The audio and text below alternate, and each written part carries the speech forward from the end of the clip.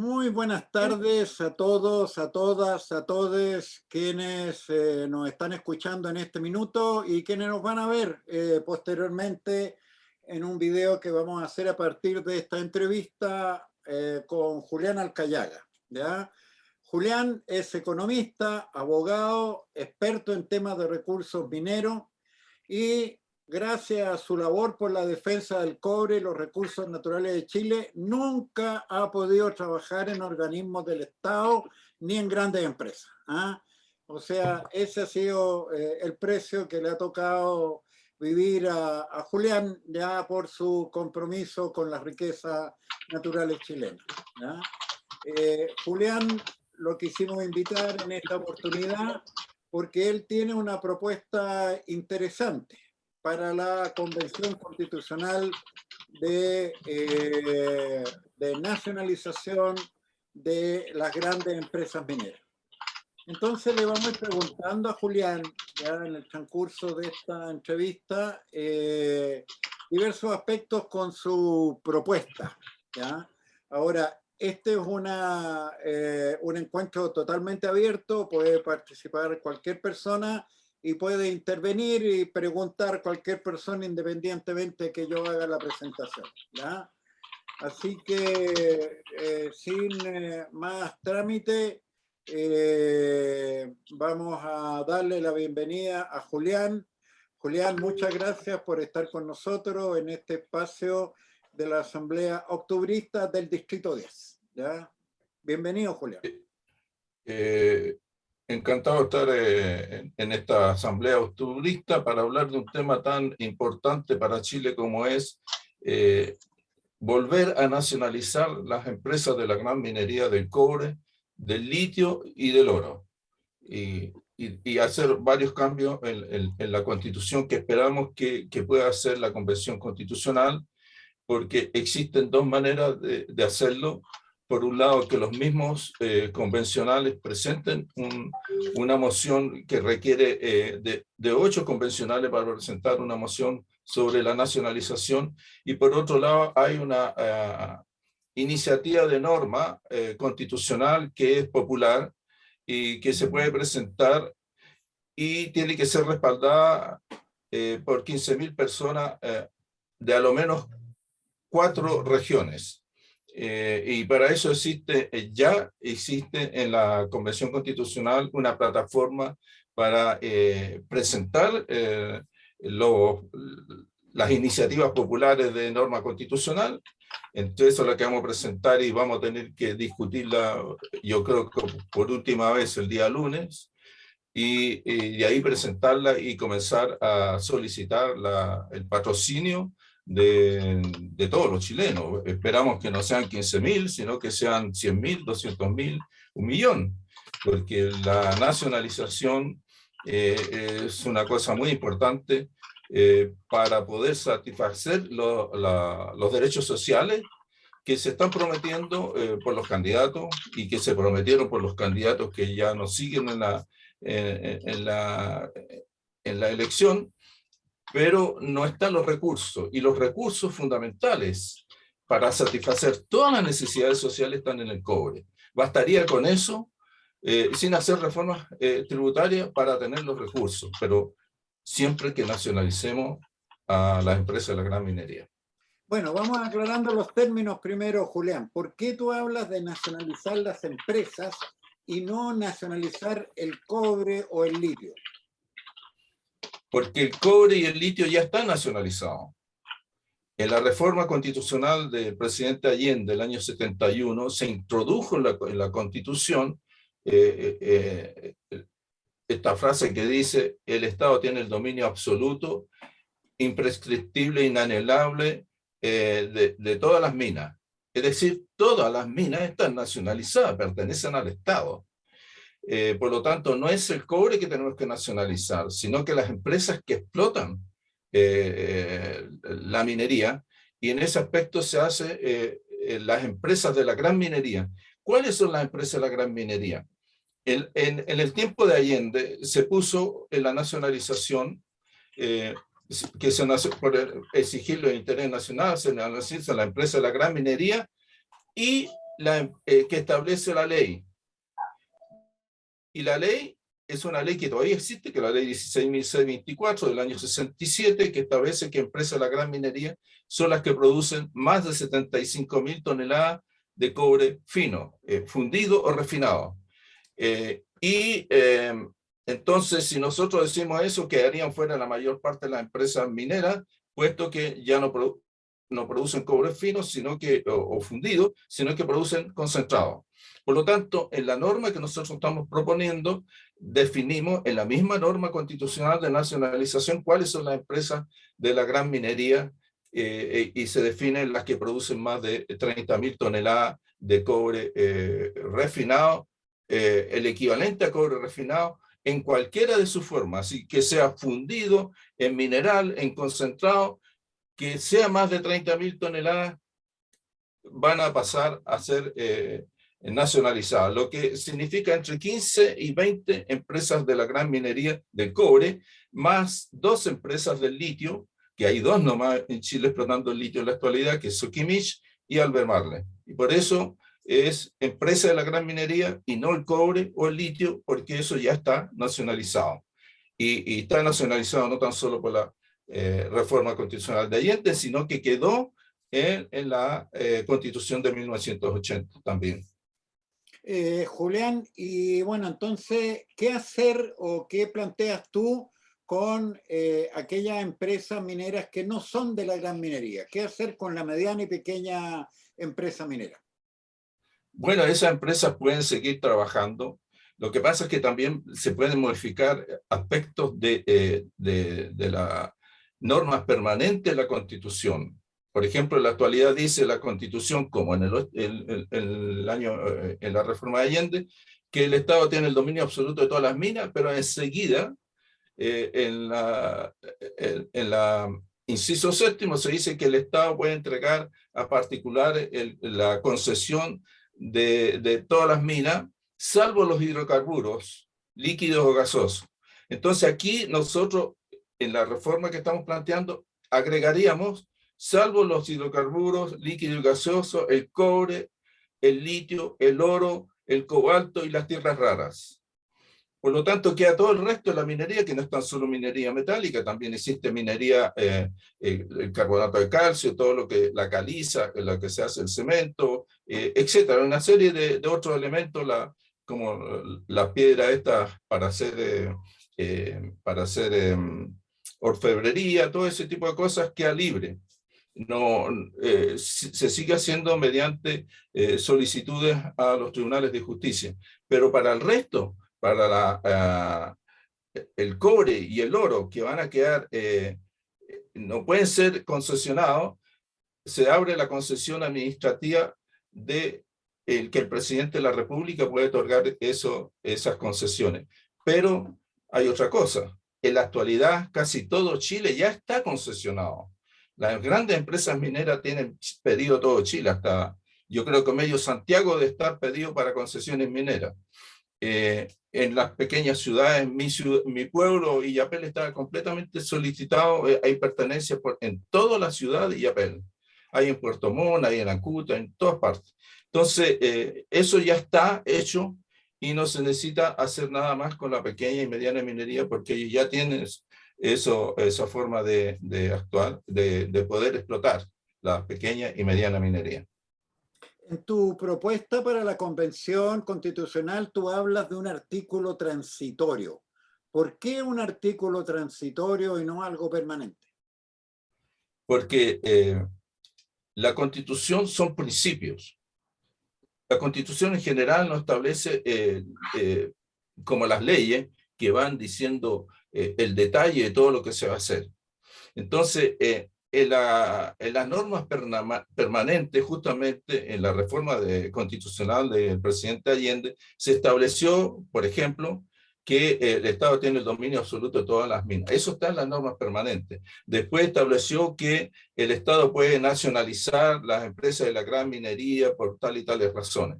Pero como que había que nacionalizar empresas específicas de la gran minería, eso se tiene que hacer en normas transitorias. Lo que no quiere decir que tengan un menor valor que las normas permanentes, sino que es por una técnica jurídica nada más. No es porque mañana lo vayan a poder terminar con eso. Por ejemplo, en la actualidad, la nacionalización de la gran minería quedó vigente en la Constitución del 80, en la disposición tercera transitoria de la Constitución del 80. Pero eso no quiere decir que ahora quien quiera privatizar Codelco lo puede hacer porque se le dio la gana a un presidente de la República. No, tiene que hacer una reforma constitucional y como lo establece la actual Constitución por los 2/3. Ya, ¿y qué onda hay con el tema de los tratados internacionales? ¿Podemos nacionalizar o los tratados internacionales nos lo impiden? No, porque los tratados internacionales que conozco bien yo, que combatí mucho en el año 2003, fue el Tratado de Libre Comercio con Estados Unidos, y en ese sí se establece que el Estado puede expropiar o nacionalizar por algunas consideraciones como el interés público, la salubridad, etc. Entonces, le pone mayores problemas a la expropiación que se tiene que pagar inmediatamente, como lo establece la Constitución chilena también, cuando se expropia una propiedad, porque vas a expropiar varias propiedades porque va a ser una calle, un camino, una carretera, se expropian propiedades, hay que pagarlas inmediatamente. Pero la nacionalización, el Tratado de Libre Comercio con Estados Unidos no establece ninguna obligación, por lo tanto, se puede hacer, además de que existe la disposición, la resolución 1803 de 1962 de las Naciones Unidas, que está vigente, que permite que todos los países puedan disponer de sus recursos naturales. Y por eso hay países que han nacionalizado, como Bolivia, Venezuela, Cristina Kirchner en Argentina nacionalizó el petróleo, nacionalizó la línea aérea, las AFP, que es mucho más difícil. Entonces, ¿se puede hacer? Bueno, ellos no tienen tratado de libre comercio con Estados Unidos. Pero eso no nos impide. El TTP sí. El TTP-11, si se llegara a aprobar, ese sí que es más difícil poder saltarlo si hacemos una nacionalización. Bueno, yo quiero ofrecer la palabra a Romina, a nuestros compañeros que están aquí. Si tienen preguntas también, pues, adelante. Sí, yo tengo una pregunta al tiro. ¿Por qué el TPP-11 complica más la nacionalización? Porque lo dice expresamente. ¿Qué dice? Porque confunde, además hace como asimilación entre expropiación y nacionalización, como que la nacionalización se considerara como una expropiación. Y por eso que es más difícil la nacionalización con el TTP-11. La nacionalización se hace como una expropiación. Se asimila a una expropiación. Pero la expropiación es algo habitual, como tú señalaste. Claro, pero justamente ahí está el peligro del TTP-11, de asimilarlo a una nacionalización. Y por eso es que es tan peligroso para nosotros, porque nos impediría nacionalizar, bueno, las empresas mineras y cualquier cosa que quisiéramos nacionalizar, por ejemplo, los servicios públicos como el agua o la electricidad, que podríamos nacionalizar también. ¿Pero qué dice? ¿Que está prohibido nacionalizar o...? Prohibido no dice exactamente. Mira, en este momento yo hace tiempo, ya hace 2 años, la última vez que yo hice un requerimiento de inconstitucionalidad del TTP-11, cuando se estaba discutiendo en la Cámara de Diputados y después pasó al Senado, y como en el Senado eso se detuvo precisamente con el estallido social, y ya nos envió para que el Senado lo discutiera, y cuando el Senado apruebe, si es que llega a aprobar el TTP-11, recién se puede enviar al Tribunal Constitucional un requerimiento de inconstitucionalidad. Y eso hay preparado, requerimiento de inconstitucionalidad, uno que preparé yo, y hay otro que está preparado para el Senado. Entonces, pueden presentarse 2 o 3 requerimientos, pero eso ya no depende de mí, depende de los diputados, porque para eso se requiere, para presentar un requerimiento inconstitucional, se requiere el 25% de diputados o senadores. La firma, digamos, ¿no? Que estén de acuerdo, tienen que firmar el requerimiento. Pidiendo la palabra. Gracias. Lo que pasa es que yo observo que acá hay una parte técnica, ¿verdad? De quizás hacer un arreglo a la Constitución de dos maneras, pero también hay algo político, que es que no ha habido voluntad hasta el momento para hacer esta reforma estructural para recaudar más fondos para el Estado. Decías recién que a partir del año 90, del 2000 más o menos, empezó ya a sonar el tema, pero yo observo que estamos operando en base a una ideología en la cual la inversión extranjera nos trae crecimiento, que el Estado no puede operar con sus propios medios, que no hay quizás el know-how o el conocimiento de parte de los trabajadores para poder estar a tono quizás con la tecnología, en fin, o sea, todo esto está enmarcado en una ideología. Y yo creo que hay que apuntar a eso, que cambiar la mirada que tenemos de cómo podemos armar una sociedad y cómo podemos ser beneficiados por un Estado que sea redistributivo y que no se lleven las riquezas a empresas, sobre todo, imagínate, extranjeras, que a manos llenas. Entonces, no sé, tu mirada es respecto al tema político también. Me gustaría saber, Julián. Gracias. Bueno, sí, el problema justamente es que el ingreso de las empresas extranjeras en la minería chilena, si bien se abrió con la ley minera de José Piñera el año 83, pero no ingresaron las empresas mineras a Chile con esa ley, salvo la escondida. Y todas las empresas mineras ingresaron a partir del año 90.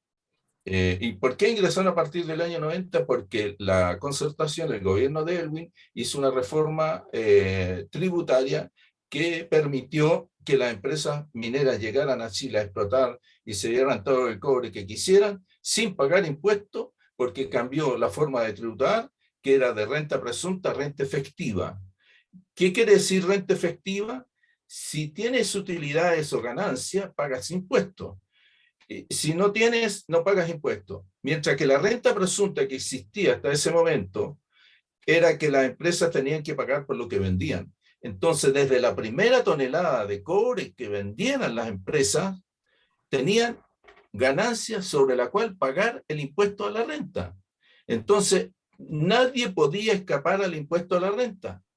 Ninguna empresa minera. Y eso fue lo que cambió el gobierno de la concertación en esa reforma tributaria en que se aumentó transitoriamente el IVA de 16 a 18% y como letra chica pasó el asunto de cambiar la tributación de las empresas mineras de renta presunta a renta efectiva. Y de ahí hacia adelante llegaron las empresas mineras en masa a Chile.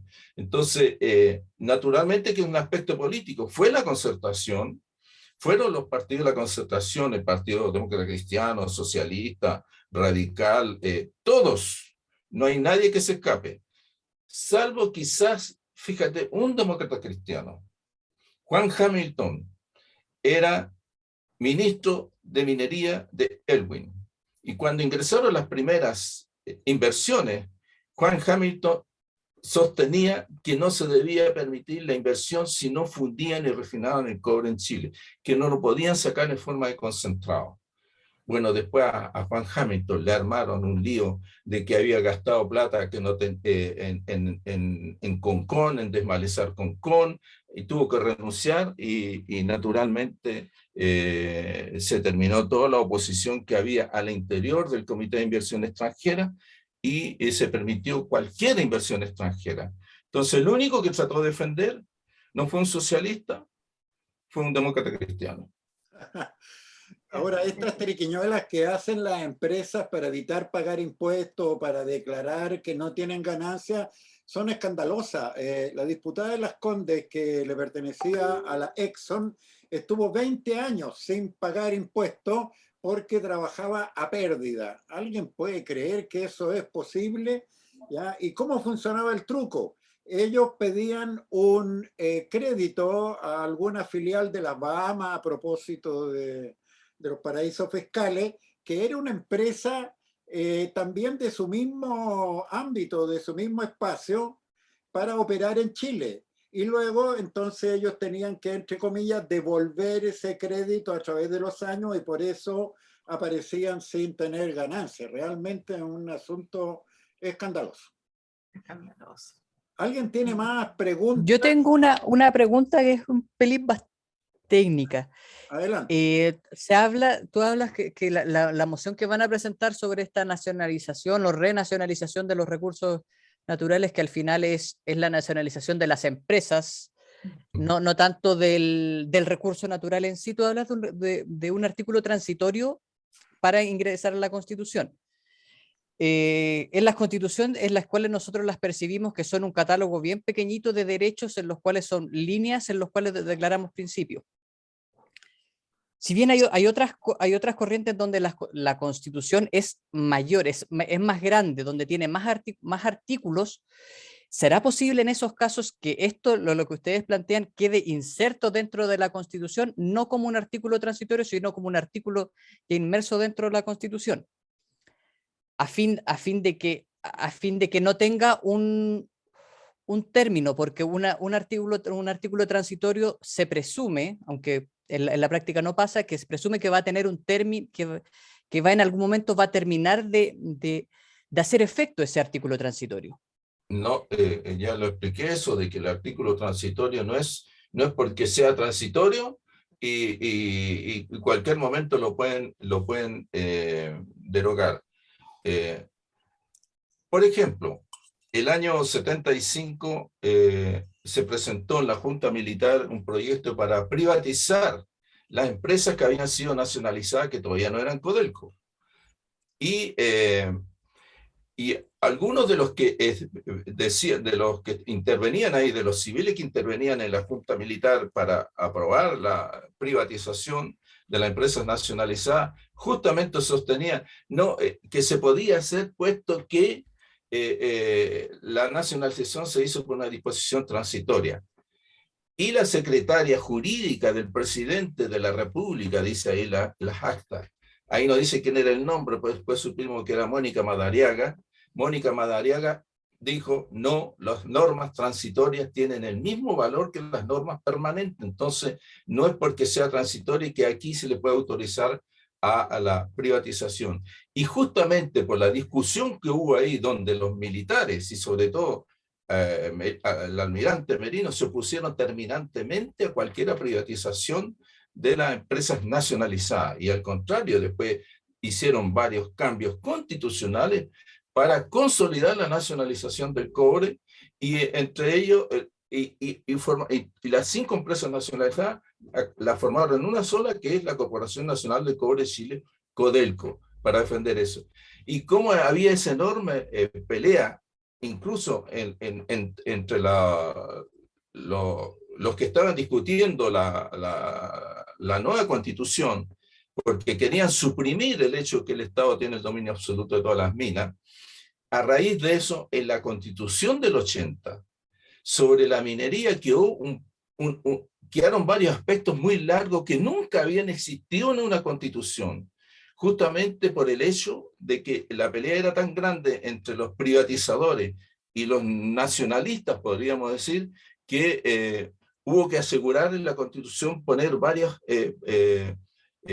incisos para asegurar justamente que el Estado seguía teniendo el dominio de las minas. No es porque sea transitorio que la pueden... Y ahí está, la norma es transitoria y la nacionalización sigue estando. Y sigue estando en la Constitución del 80, que volvió por una nueva norma transitoria, la tercera transitoria, a decir que la nacionalización de la realizada de la disposición 17ª transitoria de la Constitución de 1925 queda vigente.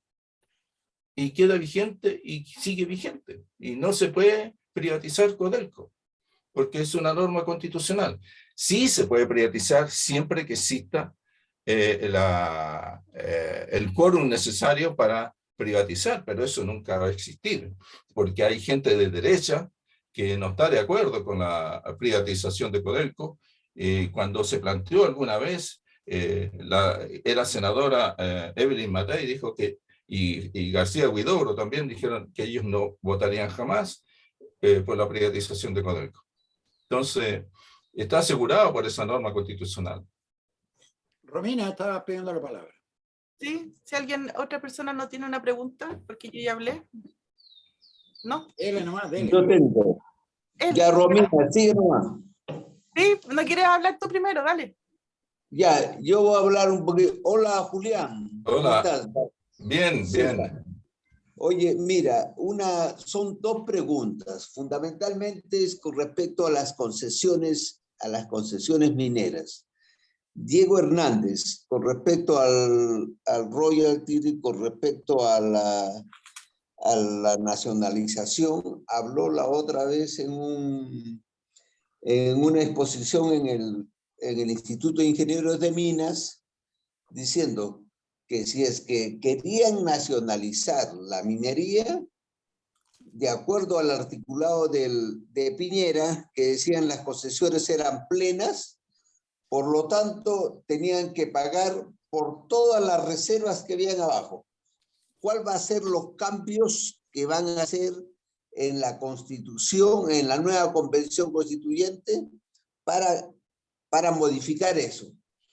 Y otro punto que están ahí, ¿cómo se llama?, discutiendo, es con respecto a la privatización de Codelco, que en cierta manera en este momento Codelco está endeudado entre 40 a 45 mil millones de dólares, algo por el estilo, y que ellos lo que dicen es que la pueden privatizar en forma indirecta, endeudándola, o si no, además puede ser como una forma, ¿cómo te puedo decir?, que vayan participando, porque sacaron una nueva ley en la cual pueden participar capitales privados en Codelco.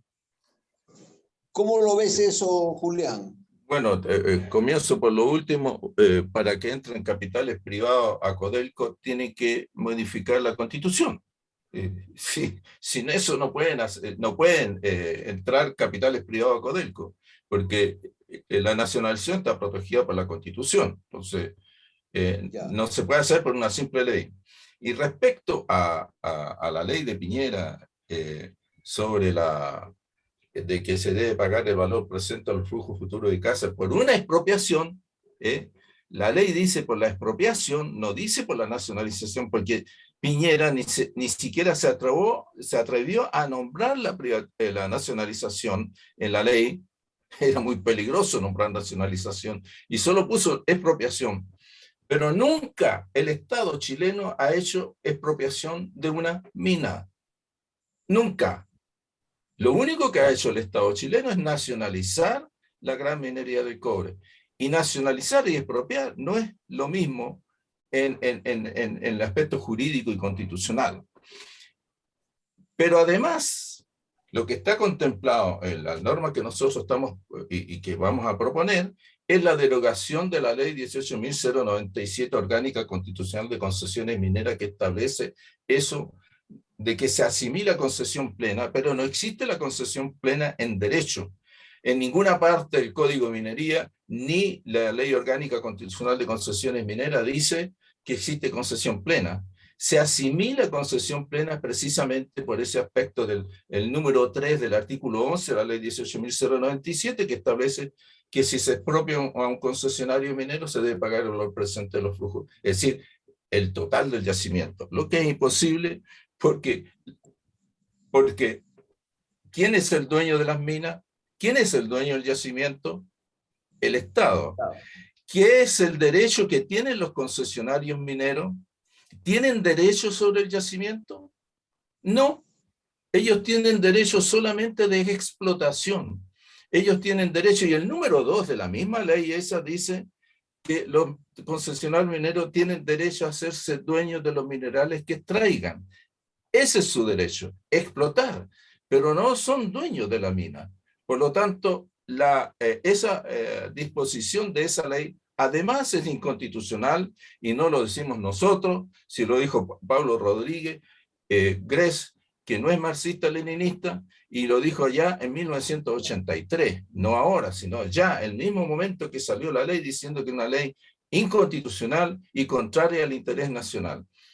Pero más allá de eso, lo que está contemplado en la norma que estamos proponiendo es que esa ley va a ser derogada por la nueva Constitución.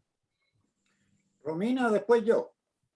Sí, una consulta. En la nueva Constitución se puede establecer el principio de soberanía sobre los recursos naturales del Estado y así después se armarán o se elaborarán las normas que propendan a ese objetivo, o no es ese el término adecuado para que el Estado se haga dueño de sus recursos y pueda explotarlo y satisfacer a través de las ganancias las necesidades de la ciudadanía. Lo que pasa es que el Estado es dueño de todas las minas, no de todos los recursos naturales que existen en Chile, sino que de las minas, y cualquiera sea la sustancia minera, cualquiera sea, el Estado es el dueño patrimonial, no como, por ejemplo, también el Estado es el dueño del aire de todo Chile.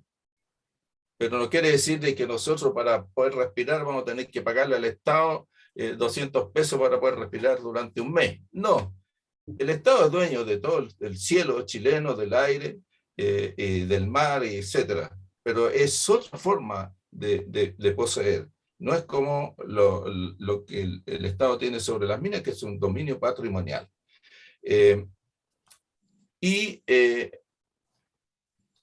Naturalmente que como la concesión minera no es una cosa que inventó la Constitución chilena, sino que es una cosa que viene desde el tiempo del Imperio Romano, ¿qué es lo que pasa? Que una mina está en un fondo, en una hacienda, y el hacendado lo que quiere es plantar árboles, explotar animales, qué sé yo, y el que va a hacer una mina lo va a molestar, entonces no acepta que vayan a hacer trabajos mineros.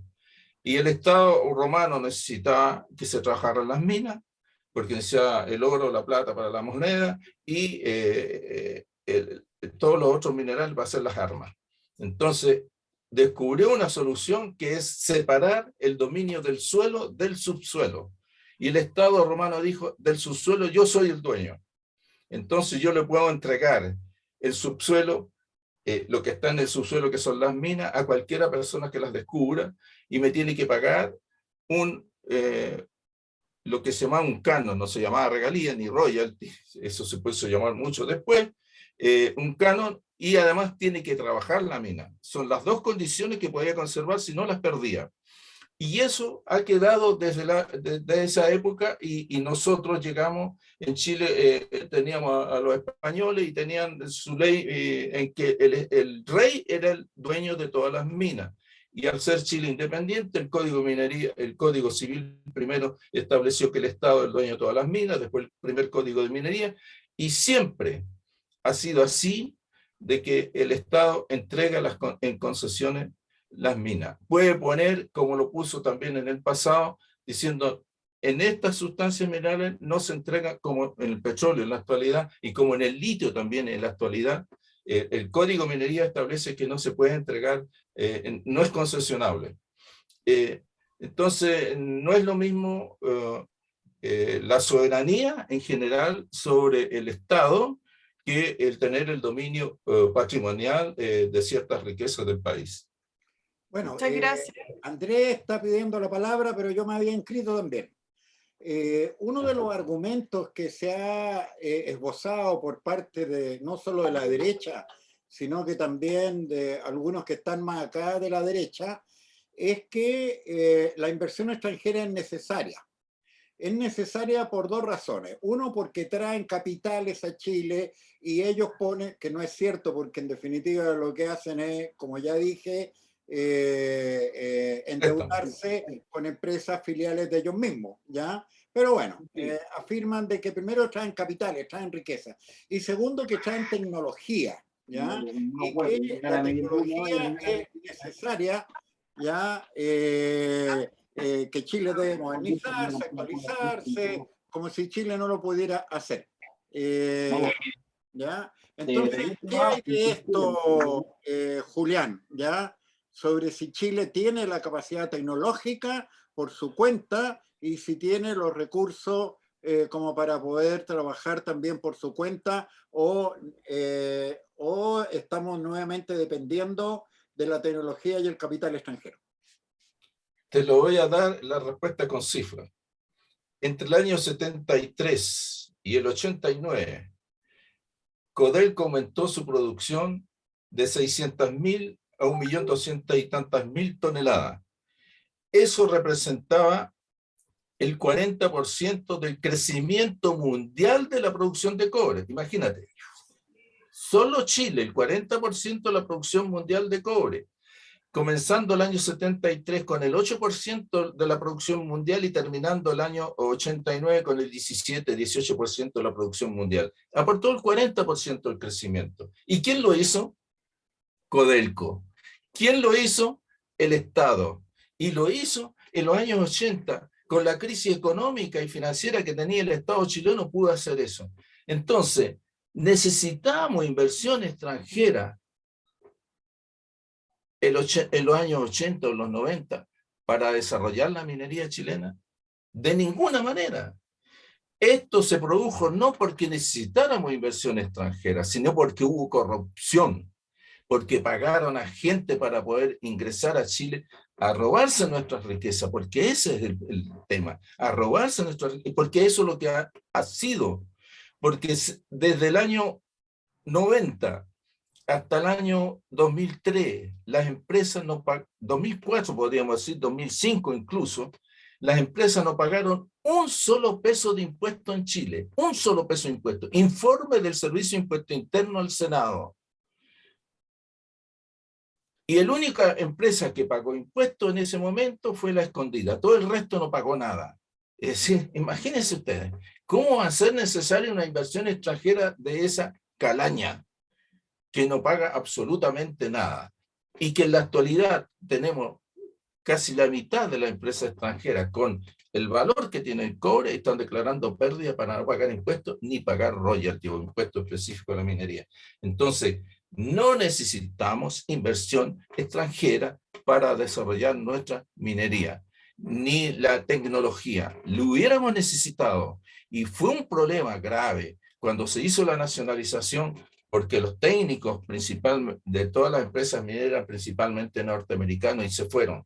Y no podía, y Chile le costaba poder, con sus técnicos, poder administrar la gran minería, sin embargo se hizo. Y les voy a contar una anécdota. El año 1992 o 93 se discutió la ley 19.137 que permite entregar a empresas privadas los yacimientos de mediana minería de Codelco.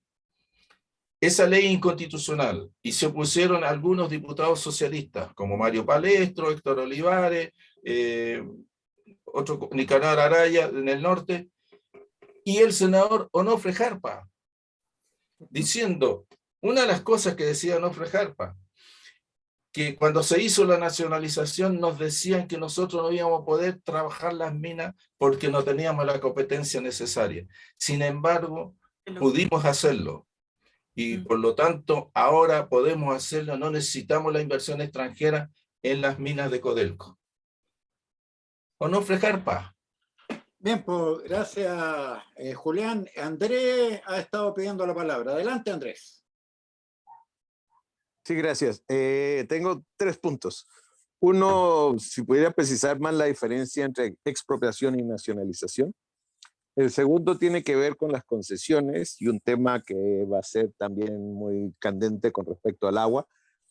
Y la idea de la reivindicación que pueden tener aquellos que tienen las concesiones de los derechos adquiridos, que en virtud de tener una concesión tienen derecho adquirido de que no se pueden perjudicar los derechos adquiridos, y eso tiene que ver con el estatus transitorio o no de ese artículo en la Constitución y cómo se maneja eso, porque el derecho, las concesiones de agua son a perpetuidad. Y el tercer punto es algo que me sorprendió, que acabas de decir de que el litio no se puede concesionar. Entonces esas dos empresas que están ahí, ¿qué hacen? que son Sokimichi y la otra empresa. Pero no me hagas llorar. Me voy a poner a llorar con eso. El litio no tan solo, y comienzo por lo último, no tan solo está en el Código de Minería, sino que el año 79 Pinochet dictó un decreto especial, la ley 2886, que comienza diciendo, por exigirlo en interés nacional, el litio queda reservado al Estado. ¿Qué quiere decir? Es como nacionalizarlo. Solo el Estado lo puede explotar. Bueno, el año 93 se le entregó a Sokimich y también se le entregó a Albemarle, que hoy día es Albemarle, pero antes tenía otro nombre, esa empresa había opciones. Y el año 18, con el gobierno de la nueva mayoría, se terminaban las concesiones que se le había dado a Sokimich y a Albemarle. Y sin embargo inventaron una serie de cuestiones para poder darle nuevamente concesión a Sokimich hasta el año 2030, mediante una cuestión de un árbitro, etc. Y de eso presentamos una demanda de nulidad de derecho público en la Corte de Apelaciones de Santiago, respaldada por 3 diputadas del Frente Amplio que volvieron a salir elegidas, que son Claudia Mix, Catalina de allá de San Antonio, y Gael Giomán. Pero eso está en discusión y parado por el asunto de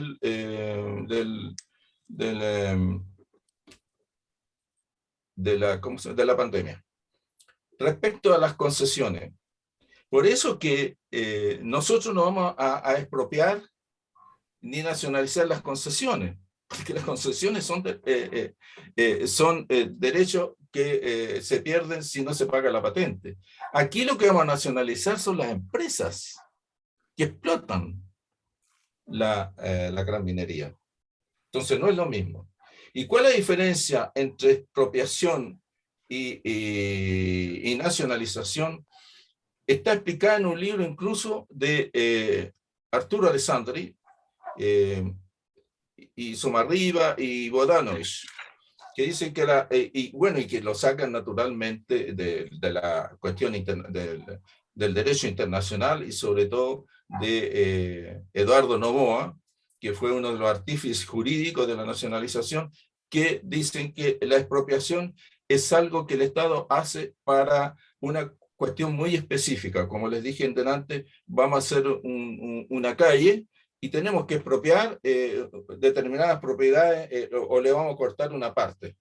Y ahí nadie se puede oponer, porque la Constitución misma y la del 25 y todas establecían que se podía expropiar cuando el Estado tenía necesidades de interés público o de salubridad o de lo que sea para expropiar.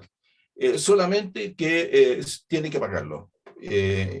Y tiene que pagarlo en conversación con el expropiado, pero si el expropiado no acepta, se puede ir a un tribunal y ahí se fija un perito que va a decir cuánto realmente vale la propiedad. Es decir, se expropia una cosa determinada. Y la nacionalización no es la expropiación. Yo no voy a nacionalizar una casa. Yo no voy a nacionalizar prácticamente una fábrica tampoco, sino que yo voy a nacionalizar una industria determinada. Y en este caso la industria es la gran minería del cobre. Y en las nacionalizaciones que se hicieron después de la Segunda Guerra Mundial en España, en España no, en Francia, en Inglaterra, nacionalizaban el petróleo, nacionalizaban el carbón, nacionalizaron la siderurgia, enteros panes de la industria. La nacionalización corresponde a panes completos. Nacionalización tampoco no quiere decir que nosotros vamos a nacionalizar lo que pertenece a los extranjeros. No. Nacionalizamos lo que es privado para entregárselo a la nación. Por eso se llama nacionalización. Es en el interés de la nación que se nacionaliza una industria, aunque los dueños hayan sido extranjeros o nacionales. No sé si respondo a la... Sí, pero con la primera, no la tercera que se convirtió en primera, ¿eso quiere decir que las concesiones del litio no cumplen esa norma de Pinochet y que todas son inconstitucionales, ilegales? ¿Cómo puede ser Sí, eso? pues, Y claro, pero por eso estamos haciendo una nulidad de derecho público a través de los tribunales, y te digo que tengo enfrente como 5 abogados de Corfo y unos 3 de SQM, y yo estoy solito ahí peleando contra todos ellos. No tengo ayuda, porque cuando pido ayuda me dicen, ¿y cuánto pagáis? Y yo, ¿qué voy a pagar? ¿De dónde saco un billete para pagar a un abogado? ¿Ah? Entonces, tengo que arreglármela solo. Pero Pero está para... Soquimich ¿Ah? se privatizó, Soquimich era estatal y se privatizó. Sí, claro. Pero Se eso privatizó fue al final de la dictadura, fue como los 80 y algo así, ¿no? en medio de los 80, yo creo. ¿Ya? Ahí se privatizó Soquimich. Pero ¿y esa norma de Pinochet de qué año era? O sea, ¿cómo no me calza ¿Cuál? que está es la que dice que el De líquido 1979, 1979. Ya. Bien. Okay. Pero tú tienes que entender, termino eso, tienes que entender que una cosa son las normas, las leyes, pero existe la corrupción y el dinero que corre.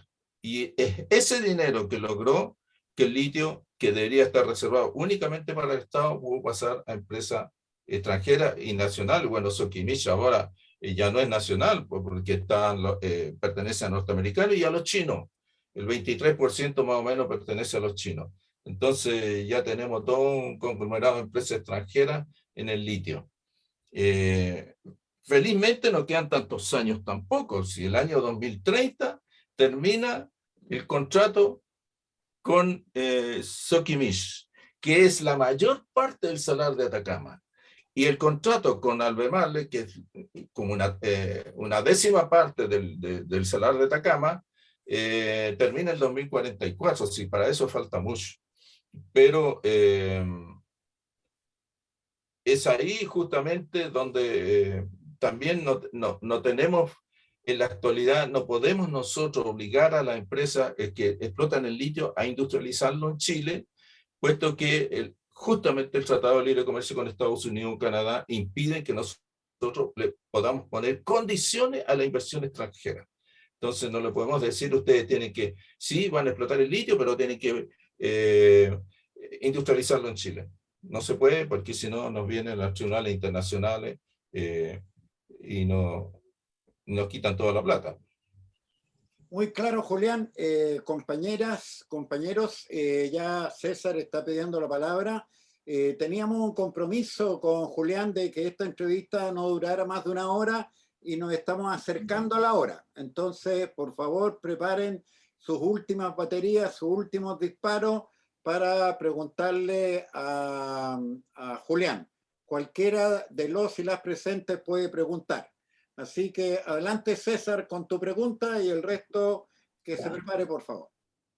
Don Julián, según había entendido, parece que al próximo año, en el año 22 o 24, había unas concesiones de Soquimich que vencían. Entonces había, ¿cómo se llama? Había comunicado al Estado Tianqui de que cómo iba a ser la conversación con respecto a esas, parece que son concesiones que vencían al próximo año. Ese es un punto. Y el otro, ¿cuál sería el mecanismo de la nacionalización con respecto al valor libro de la empresa, de lo invertido? Porque según sé, es de que Codelco es el que ha dado mayores tributaciones al Estado. O sea que las empresas privadas pues se han llevado pues cualquier cantidad, han evadido, han producido evasión y elusión tributaria. Eso nomás, don Julián. Bueno, respecto de las concesiones que terminarían de Soquimich, no sé de qué es de concesión o no. Lo que sí termina el año 23 es la invariabilidad tributaria que tienen sobre el litio, sobre el impuesto específico a la minería, las patentes mineras y unas verdadera regalía minera como la que se ha aprobado en la Cámara de Diputados y el Senado y que todavía tiene que ser aprobada en general y promulgada, pero que de todas maneras no tiene, no puede funcionar hasta a partir del año 24, porque hasta el año 23 las empresas tienen invariabilidad tributaria sobre eso, pero no tienen invariabilidad sobre el impuesto a la renta. Por lo tanto, hoy día se podría volver a que las empresas mineras paguen el impuesto en base a la renta presunta, es decir, en base a las ventas, que eso sería lo más real, lo más lógico que debería hacerse. Pero bueno, no existe ningún candidato presidencial de los que quedan, ni los que habían, que hubiera planteado algo parecido. Entonces, estamos en veremos en esa cosa. Lo que, de la pregunta anterior, olvidé sobre el agua. El agua, para poder otorgar los derechos, decir que el agua es un derecho fundamental, que un bien común, si no se nacionaliza a los propietarios del agua, no se va a poder asimilar, porque ¿qué derecho se le va a entregar si el agua es privada? Igualmente, entonces, se tiene que nacionalizar a las empresas que tienen los derechos de aprovechamiento del agua. ¿Se puede hacer eso? Evidentemente que se puede hacer también en una norma transitoria, pero también declarar en una norma permanente que el Estado, que el agua es un derecho fundamental para la población chilena.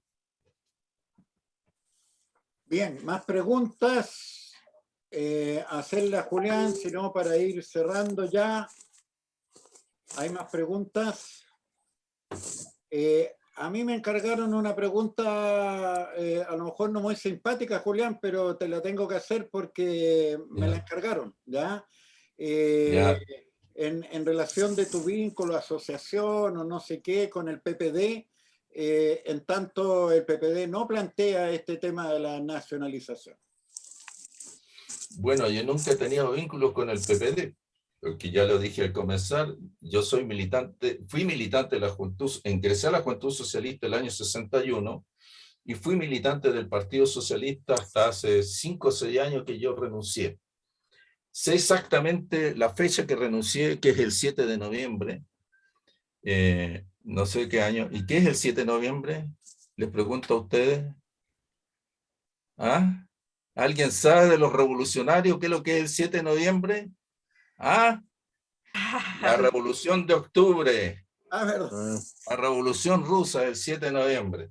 Ese día renuncié. Y miren que ingresé un 26 de julio del año 62 a militar en el Partido Socialista. Así que nunca he sido del PPD, y que haya sido del Partido Socialista o no, no cambia nada la cosa, pues ningún partido, ni el PC ha tenido la nacionalización en su programa. El PC ha dicho vamos a recuperar los recursos naturales, pero eso no es nada. Aquí lo que uno tiene que decir, vamos a nacionalizar las empresas de la gran minería. Ahí sí que yo les creo que están haciendo algo, pero no hay ningún partido de izquierda que lo haya planteado, ni menos de centro, naturalmente. A pesar que en los años 60, un senador del Partido Nacional, no, del Partido Liberal en ese tiempo, después vino Nacional, después Renovación Nacional, Julio von Milmer, presentó una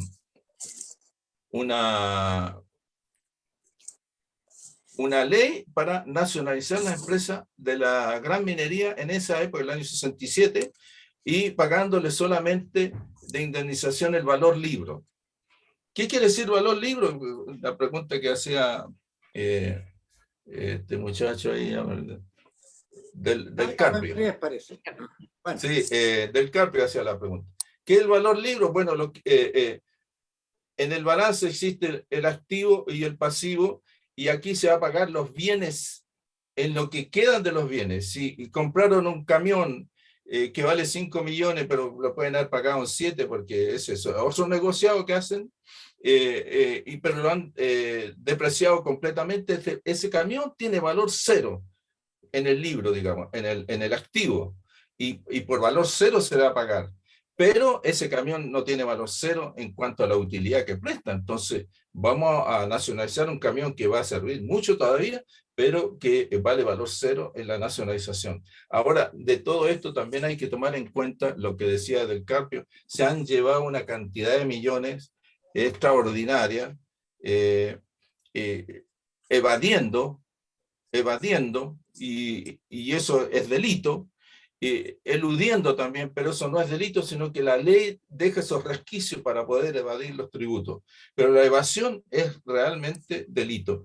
Y también entonces, como se hizo en el tiempo de Allende, pero no lo hizo el gobierno, sino que fue el Contralor General de la República, que al calcular las indemnizaciones dijo que la ganancias extraordinarias superaban el valor de la indemnización que tenían que recibir, no se les pagó nada. Ahora, nosotros tenemos que tener cuidado en la actualidad para hacer una cosa como esa, porque los que tenemos enfrente en caso de nacionalización ya no son los yanquis solamente. Están los canadienses, sobre todo los australianos, los ingleses, incluso República de Sudáfrica con Anglo American, y están los chinos y los japoneses. Es decir, hay una gran cantidad de grandes países que se van a oponer naturalmente a la nacionalización, y por eso es que hay que tener cuidado de la forma como ella se tiene que realizar. Muy bien, en atención al compromiso que tenemos con Julián. Sí, Andrés, te voy a dar la palabra. Vamos a ir cerrando ya. Andrea pediría la palabra, y si alguien levanta la mano ahora mismo, que la pida, y la pide Tomás. ¿Alguien más? ¿Alguien más? ¿Alguien más? No, no hay. Ya, se fue la bolita. Andrés, Tomás, y ahí cerramos. Sí, muchas gracias. Yo quisiera solo hacer dos menciones históricas. Una, la nacionalización del cobre fue aprobado por unanimidad del Congreso. Yo creo que eso es muy importante. No fue solo el gobierno de la unidad, los partidos de la Unidad Popular, fue aprobado por unanimidad, incluyendo los del Partido Nacional. Eso es muy importante. Y lo segundo que quiero señalar es que el Jaime Lavandero cumplió un rol fundamental en la discusión sobre estos temas hasta que le pasó lo que le pasó. Pero también fue muy importante en su posición y su rechazo y la ley del royalty y todas estas cosas. Eso nada más. Gracias, Andrés. Bueno, claro, yo era el asesor económico del senador Jorge Lavandero. Ah, ya.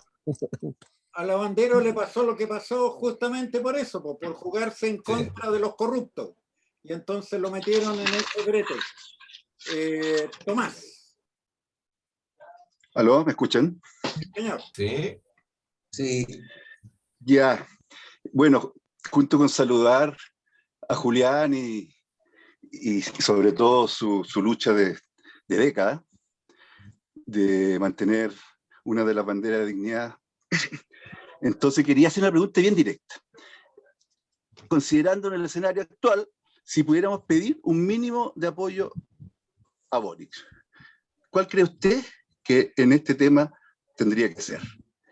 Y si no, porque igual es una pregunta que puede evadirse, ¿qué espera de Boric cuando sea elegido en este tema? Yo no espero mucho, porque yo incluso antes decía que en la segunda vuelta no iba a votar, ni siquiera en la segunda vuelta iba a votar por Boris. Pero las cosas cambiaron terriblemente con la elección pasada, y ahora yo voy a votar por Boris, y no tan solo voy a votar por Boris, sino que voy a trabajar en lo que yo pueda hacer para que él gane la segunda vuelta. No porque yo quiera que él sea el presidente, sino porque gane la segunda vuelta y derrote a Kast, porque sí es el peligro. ¿Y por qué? ¿Qué es lo que le pediría a Boris? Yo creo que no tendría que pedirle nada, porque si la nacionalización la hace la Convención Constitucional, lo que dispone ahí, como lo hizo la nacionalización de Allende por la unanimidad del Congreso Nacional, y que fue una de las razones que invocó justamente Merino para oponerse a la privatización, diciendo, y fue hecha por la unanimidad del Congreso Nacional, y el pueblo lo vio como un verdadero triunfo. Así decía Merino, para defender la nacionalización. Bueno, ahí se dice la nacionalización que el presidente de la República tomará posesión material de los bienes nacionalizados en el momento que disponga el presidente. Con Allende no había ningún problema, no había que ponerle ni plazo porque lo hizo inmediatamente.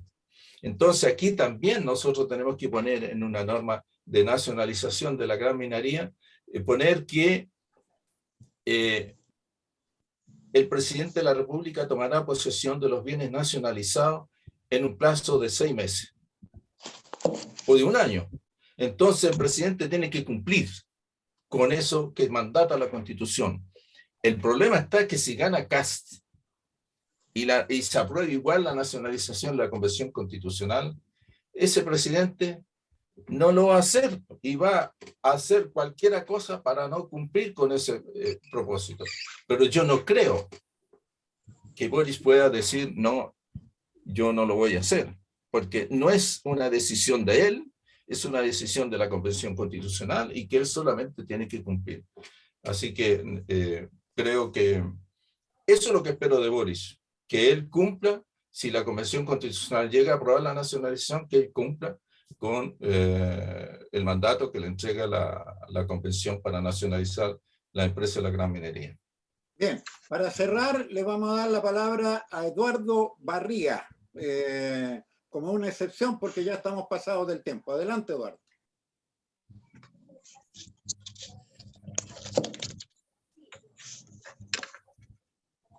Primero, pedir disculpas. Buenas noches a todos los compañeros. Buenas noches, Julián, ¿cómo estás? Buenas noches. Un gustazo verte de nuevo. Pido disculpas, digamos, desgraciadamente no me pude conectar antes. Vengo llegando a la pega, así que un día más o menos duro. Solamente saludarlos a todos y bueno, en especial a Julián, digamos, que lleva esta batalla hace tanto tiempo, digamos, con muy buenos escritos y buenas alusiones, digamos, a la renacionalización del cobre. Además, bueno, aquí, como todos ustedes saben, a mí me interesa sobremanera porque yo soy ingeniero de mina y desde mucho tiempo también estoy en lo mismo, digamos, peleando por la nacionalización o renacionalización del cobre. Y eso, compañeros, desgraciadamente llegué tarde y pedirle a todos disculpas nomás por haber llegado tarde. Listo, estamos terminando con esto. Hay que agradecerle a Julián. Al tiro, Julián, te doy para que te despidas. Hemos tenido el placer de recibir una opinión fundamentada, profunda y expresada en un lenguaje que todos y todas entendemos. Eso es una cualidad poco frecuente hoy en día en Chile, de hablarle a la gente de una manera que se pueda entender. Y yo creo que ese es el principal mérito que nos ha dado Julián hoy día, esta clase con un lenguaje entendible, transparente, claro, pero a la vez profundo. Entonces, adelante, Julián, para que te despidas y luego que termines te vamos a despedir con un aplauso. Ya. Bueno, yo quiero recordar que la primera vez que nos encontramos con Javier después de la vuelta del exilio, los dos estuvimos presos en la penitenciaría, nos encontramos ahí en el negocio del Gustavo Ruz, y el Javier me da un tremendo abrazo, me felicita, me dice, pucha, ¿cómo supiste que iba a caer la Unión Soviética? ¿Por qué? El único que me ha felicitado, porque yo cuando estaba preso en la penitenciaría sostenía que la Unión Soviética iba a caer, el socialismo allá.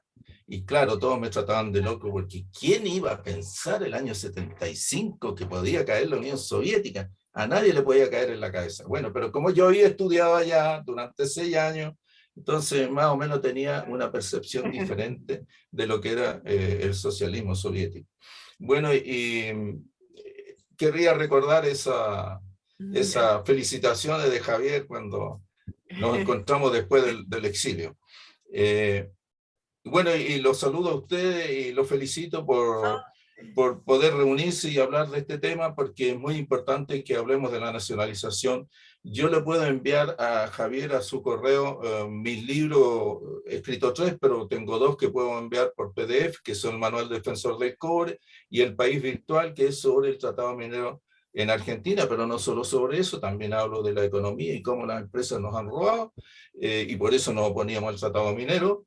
Y bueno, y lo felicito por hacer este tipo de entrevistas, de programas que pueda servir para aclarar en un tema tan importante como es la nacionalización. Muy bien, ya, aplauso. ¡Bravo!